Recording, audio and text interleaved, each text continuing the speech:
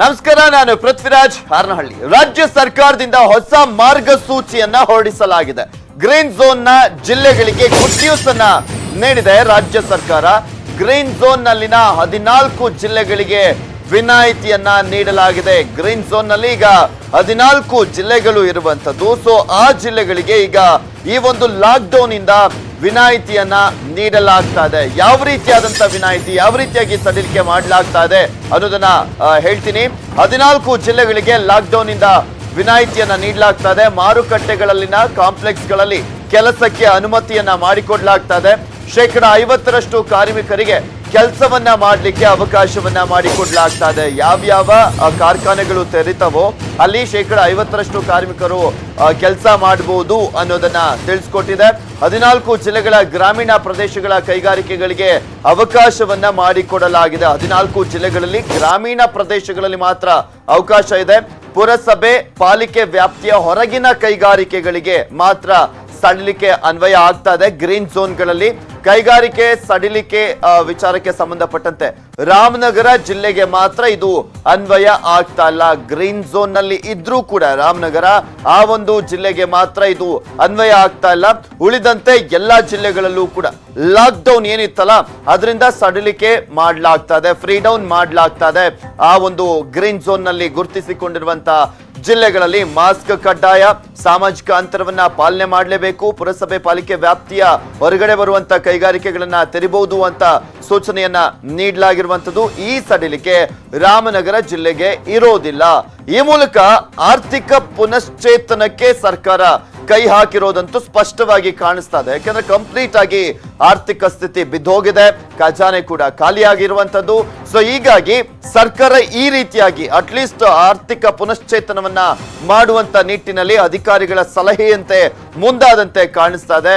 ಶಿವಮೊಗ್ಗ, ಹಾವೇರಿ, ಯಾದಗಿರಿ, ಕೋಲಾರ, ಚಿಕ್ಕಮಗಳೂರು, ಹಾಸನ, ಚಾಮರಾಜನಗರ, ಕೊಪ್ಪಳ ಇವೆಲ್ಲವೂ ಕೂಡ green zone ನಲ್ಲಿ ಇರುವಂತಹ ಜಿಲ್ಲೆಗಳು. ಶಿವಮೊಗ್ಗ, ಹಾವೇರಿ, ಯಾದಗಿರಿ, ಕೋಲಾರ ಇಲ್ಲಿ ಈ ಒಂದು ಸಡಿಲಿಕೆ ಅನ್ವಯ ಆಗುತ್ತೆ. ಇದೆಲ್ಲದ್ರ ಬಗ್ಗೆ ಕಂಪ್ಲೀಟ್ ಡೀಟೇಲ್ಸ್ ಅನ್ನ ನೀಡ್ತಾರೆ ನಮ್ಮ ಪ್ರತಿನಿಧಿ ಮಂಜು. ನೇರ ಸಂಪರ್ಕದಲ್ಲಿ ಜಾಯ್ನ್ ಆಗ್ತಾ ಇದ್ದಾರೆ.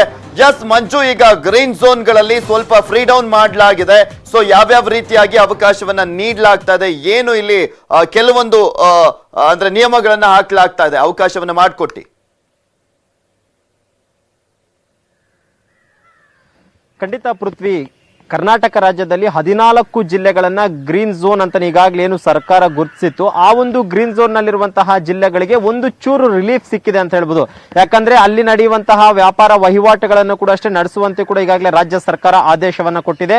ಇದಿಷ್ಟೇ ಅಲ್ಲದೆ ಇಂಡಸ್ಟ್ರಿಯಲ್ ಏರಿಯಾದಲ್ಲಿರುವಂತಹ ಕೆಲವೊಂದು ಕೈಗಾರಿಕೆಗಳೇನಿತ್ತು ಆ ಒಂದು ಫ್ಯಾಕ್ಟರಿಗಳನ್ನು ಕೂಡ ಅಷ್ಟೇ ನಡೆಸುವಂತೆ ಈಗಾಗಲೇ ರಾಜ್ಯ ಸರ್ಕಾರ ಕೂಡ ಆದೇಶವನ್ನ ಕೊಟ್ಟಿದೆ. ಅದು ಕೇವಲ ಗ್ರೀನ್ ಝೋನ್ ನಲ್ಲಿರುವಂತಹ ಜಿಲ್ಲಾ ವ್ಯಾಪ್ತಿಯಲ್ಲಿ ಮಾತ್ರ. ಜೊತೆಗೆ ಕೆಲವೊಂದು ಕಾಂಪ್ಲೆಕ್ಸ್ ಗಳನ್ನು ಕೂಡ ಅಷ್ಟೇ ತೆರೆಯುವಂತೆ ಒಂದು ಸೂಚನೆಯನ್ನ ಕೊಟ್ಟಿದ್ದಾರೆ. ಆದ್ರೆ ನಗರಸಭೆ ಮತ್ತು ಪುರಸಭೆ ವ್ಯಾಪ್ತಿಯಲ್ಲಿ ಯಾವುದೇ ರೀತಿಯಾದಂತಹ ಒಂದು ಸಡಿಲಿಕೆ ಅಷ್ಟರ ಮಟ್ಟಿಗಿಲ್ಲ. ಕೇವಲ ಅಲ್ಲಿ ಕೆಲವೊಂದು ವಾಣಿಜ್ಯ ಮಳಿಗೆಗಳನ್ನ ಮಾತ್ರ ತೆರೆಯುವಂತೆ ಈಗಾಗಲೇ ಸೂಚನೆಯನ್ನ ಕೊಟ್ಟಿರುವಂತಹದ್ದು. ಜೊತೆಗೆ ಈ ಒಂದು ಗ್ರೀನ್ ಝೋನ್ ನಲ್ಲಿರುವಂತಹ ಯಾವುದೇ ಒಂದು ಕೈಗಾರಿಕಾ ಪ್ರದೇಶದಲ್ಲಿ ಯಾವುದೇ ಒಂದು ಫ್ಯಾಕ್ಟರಿಯನ್ನು ಓಪನ್ ಮಾಡಿದ್ರು ಕೂಡ 50% ಕಾರ್ಮಿಕರನ್ನ ಆ ಒಂದು ಕಾರ್ಖಾನೆಯಲ್ಲಿರಿಸಿ ಕೆಲಸ ಮಾಡುವಂತೆ ಕೂಡ ಈಗಾಗಲೇ ಒಂದು ರಾಜ್ಯ ಸರ್ಕಾರ ಒಂದು ಆದೇಶ ಕೊಟ್ಟಿದೆ. ಜೊತೆಗೆ ಆಯಾ ಜಿಲ್ಲೆಗಳ ಜಿಲ್ಲಾ ಉಸ್ತುವಾರಿ ಸಚಿವರಿಗೂ ಕೂಡ ಅಷ್ಟೇ ಇದೆಲ್ಲವನ್ನು ಕೂಡ ಅಷ್ಟೇ ಈಗಾಗಲೇ ಒಂದು ನೋಡಿಕೊಳ್ಳುವಂತೆ ಒಂದು ಆದೇಶವನ್ನು ಕೂಡ ಕೊಟ್ಟಿರುವಂತದ್ದು. ಜೊತೆಗೆ ಆ ಒಂದು ಕೈಗಾರಿಕಾ ಇಲ್ಲಿ ಕೆಲಸ ಮಾಡುವಂತಹ ಕಾರ್ಮಿಕರು ಕೇವಲ 50% ಮಾತ್ರ ಇರಬೇಕು. ಜೊತೆಗೆ ಪ್ರತಿಯೊಬ್ಬರು ಕೂಡ ಅಷ್ಟೇ ಮಾಸ್ಕ್ ಅನ್ನ ಕಡ್ಡಾಯವಾಗಿ ಧರಿಸಬೇಕು ಮತ್ತು ಸಾಮಾಜಿಕ ಅಂತರದಲ್ಲಿ ಕೆಲಸ ಮಾಡುವಂತೆ ನೋಡಿಕೊಳ್ಳುವಂತಹ ಜವಾಬ್ದಾರಿ ಕೂಡ ಆ ಒಂದು ಕೈಗಾರಿಕೆಯ ಮಾಲೀಕನದ್ದಾಗಿದೆ ಅನ್ನುವಂತಹ ಒಂದು ಮಾರ್ಗಸೂಚಿಯನ್ನು ಕೂಡ ಈಗಾಗಲೇ ಹೊರಡಿಸಿದ್ದಾರೆ. ಜೊತೆಗೆ ಏನು ಈ ಒಂದು ನಗರಸಭೆ ಮತ್ತು ಪುರಸಭೆ ವ್ಯಾಪ್ತಿಯಲ್ಲಿರುವಂತಹ ಒಂದು ಕೆಲವೊಂದು ಸಣ್ಣ ಪುಟ್ಟ ಅಂಗಡಿಗಳನ್ನು ಕೂಡ ಅಷ್ಟೇ ತೆರೆಯುವಂತೆ ಒಂದು ಸೂಚನೆಯನ್ನು ಕೊಟ್ಟಿದ್ದು, ಪ್ರತಿಯೊಬ್ಬರು ಕೂಡ ಅಷ್ಟೇ ಮಾಸ್ಕ್ ಅನ್ನ ಕಡ್ಡಾಯವಾಗಿ ಧರಿಸಲೇಬೇಕು ಮತ್ತು ಸಾಮಾಜಿಕ ಅಂತರವನ್ನು ಕಾಯ್ದುಕೊಳ್ಳಲೇಬೇಕು ಅನ್ನುವಂತಹ ಮಾತನ್ನು ಈಗಾಗಲೇ ರಾಜ್ಯ ಸರ್ಕಾರ ಹೇಳಿರುವಂತಹದ್ದು. ಇದಿಷ್ಟು ಎಲ್ಲೋ ಒಂದು ರೀತಿ ಗ್ರೀನ್ ಝೋನ್ ನಲ್ಲಿರುವಂತಹ ಕೆಲವೊಂದು ಜನರಿಗೆ ಅದೊಂದು ರಿಲೀಫ್ ಸಿಕ್ಕಿದೆ ಅಂತ ಹೇಳ್ಬೋದು. ಯಾಕಂದ್ರೆ ಇಷ್ಟು ಆರ್ಥಿಕ ಪರಿಸ್ಥಿತಿ ಅಂತೂ ಖಂಡಿತವಾಗಿ ಒಂದು ರಾಜ್ಯದಲ್ಲಿ ಕುಸಿದು ಬಿದ್ದಿದೆ. ಆ ಒಂದು ಕಾರಣಕ್ಕೋಸ್ಕರ ಗ್ರೀನ್ ಝೋನ್ ನಲ್ಲಿರುವಂತಹ ಒಂದು ಜಿಲ್ಲೆಗಳಿಗೆ ಮಾತ್ರ ಇದು ಅನ್ವಯವಾಗುತ್ತೆ ಹೊರತು ಉಳಿದಂತೆ ಏನು ರೆಡ್ ಝೋನ್ ನಲ್ಲಿರುವಂತಹ ಒಂದು 6 ಜಿಲ್ಲೆಗಳೇನಿದೆ ಆ ಒಂದು ಜಿಲ್ಲೆಗಳಲ್ಲಿ ಯಾವುದೇ ರೀತಿಯಂತ ಸಡಿಲಿಕೆ ಕೂಡ ಇಲ್ಲ. ಹಿಂದೆ ಯಾವೆಲ್ಲ ರೀತಿಯಾದಂತಹ ಒಂದು ಲಾಕ್ ಡೌನ್ ಆದಂತಹ ಸಂದರ್ಭದಲ್ಲಿ ನಿಯಮಗಳಿದ್ದು ಆ ನಿಯಮಗಳು ಮುಂದೆ ಅದೇ ರೀತಿ ಕಂಟಿನ್ಯೂ ಆಗುತ್ತೆ. ಅದರಲ್ಲೂ ಪ್ರಮುಖವಾಗಿ ರಾಮನಗರ ಜಿಲ್ಲೆ ಏನಿತ್ತು ಆ ಒಂದು ರಾಮನಗರ ಗ್ರೀನ್ ಝೋನ್ ನಲ್ಲಿ ಇದ್ರೂ ಕೂಡ ಅಷ್ಟೇ ಅಷ್ಟೇ ಅಲ್ಲಿ ಯಾವುದೇ ರೀತಿಯಾದಂತಹ ವಾಣಿಜ್ಯ ಮಳಿಗೆಗಳಾಗಿರ್ಬೋದು ಅಥವಾ ಯಾವುದೇ ರೀತಿಯಾದಂತಹ ಕೈಗಾರಿಕೆಗಳನ್ನ ತೆರೆಯುವಂತ ಇಲ್ಲ ಅನ್ನುವಂತ ಮಾತನ್ನು ಕೂಡ ಈಗಾಗಲೇ ರಾಜ್ಯ ಸರ್ಕಾರ ಆದೇಶವನ್ನ ಕೊಟ್ಟಿರುವಂತದ್ದು. ಯಾಕೆ ರಾಮನಗರ ಗ್ರೀನ್ ಝೋನ್ ಇದ್ರೂ ಕೂಡ ಅಷ್ಟೇ ಅಲ್ಲಿ ಯಾವುದೇ ರೀತಿಯಂತ ವ್ಯವಹಾರಗಳು ಆಗಬಾರ್ದು ಅಂದ್ರೆ ಬೆಂಗಳೂರು ನಗರಕ್ಕೆ ಅತಿ ಸಮೀಪವಿರುವಂತಹ ಒಂದು ಜಿಲ್ಲೆ ಅಂದ್ರೆ ಅದು ರಾಮನಗರ. ಜೊತೆಗೆ ಬೆಂಗಳೂರು ನಗರದಲ್ಲಿ ಈ ಒಂದು ಕೊರೋನಾ ಸೋಂಕಿತರ ಸಂಖ್ಯೆ ಈಗಾಗಲೇ 100ಕ್ಕೂ ಜಾಸ್ತಿ ಇದೆ. ಆ ಒಂದು ಕಾರಣಕ್ಕೋಸ್ಕರ ರಾಮನಗರಕ್ಕೂ ಕೂಡ ಅಷ್ಟೇ ಹರಡುವಂತ ಸಾಧ್ಯತೆ ಇರಬಹುದು. ಇದೇ ರೀತಿಯಾದಂತಹ ಒಂದು ವ್ಯಾಪಾರ ವಹಿವಾಟನ್ನೇನಾದ್ರೂ ಆರಂಭ ಮಾಡಿದಂತಹ ವೇಳೆಯಲ್ಲಿ ಅಲ್ಲಿಂದ ಇಲ್ಲಿಗೆ ಓಡಾಟ ಮಾಡುವ ಸಂಖ್ಯೆ ಕೂಡ ಅಷ್ಟೇ ಜಾಸ್ತಿ ಆಗುತ್ತೆ. ಆ ಒಂದು ಕಾರಣಕ್ಕೋಸ್ಕರ ರಾಮನಗರದಲ್ಲಿ ಯಾವುದೇ ರೀತಿಯಾದಂತಹ ವಾಣಿಜ್ಯ ಮಳಿಗೆಗಳಾಗಿರ್ಬೋದು ಅಥವಾ ಯಾವುದೇ ರೀತಿಯ ಕೈಗಾರಿಕೆಗಳನ್ನು ಕೂಡ ತೆಗೆಯಬಾರದು ಅನ್ನೋಂಥ ಒಂದು ಆದೇಶವನ್ನ ಸದ್ಯದ ಮಟ್ಟಿಗೆ ರಾಜ್ಯ ಸರ್ಕಾರ ಹೊರಡಿಸಿರುವಂತದ್ದು.